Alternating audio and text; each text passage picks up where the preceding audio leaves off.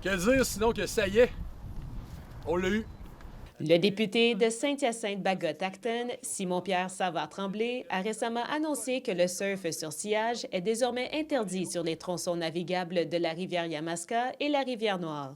Cette mesure s'applique entre le barrage Penmans et la fin de la zone navigable à Saint-Césaire, près du pont de la 10. Dans le cas de Saint-Hyacinthe spécifiquement, il y a aussi des portions de la rivière où il y aura une limite de vitesse de 10 km/h. Ça fait très, très longtemps que les citoyens et les citoyennes qui habitent le long de la rivière attendent ça impatiemment. C'est pas bon pour leur qualité de vie, c'est pas bon pour leur quiétude, c'est pas bon pour la valeur de leur propriété.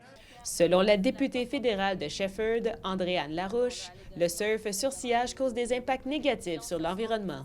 On a vu dans les études que le surf sur sillage a des effets, notamment sur les berges, et particulièrement dans une rivière étroite comme la Yamaska, dans le cas de nos 4 municipalités ici, de Saint-Damas, Saint-Pie, Saint-Hyacinthe, Saint-Césaire. On voit aussi que finalement, bien, ça peut brasser des sédiments, et puis avec beaucoup de milieux agricoles. Donc, on voit aussi que ça a un effet pour brasser les sédiments dans la rivière, donc un effet sur la qualité de l'eau. Et aussi, bien, la protection des espèces, donc, comme le chevalier cuivré, par exemple. En plus des municipalités et des députés concernés, le comité Yamaska, l'organisme de bassin versant de la Yamaska, ainsi que les MRC de Rouville et des Mascoutins se sont impliqués dans ce dossier.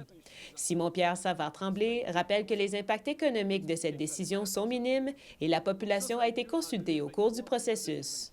On n'a pas de marina le long de la Yamaska, contrairement par exemple à la rivière Richelieu où un règlement similaire a été passé il y a quelques années. Il y a une levée de bouclier. Ici, rien de ça. Les premières consultations ont débuté au printemps 2022. Par la suite, il y a eu du porte-à-porte qui a été fait.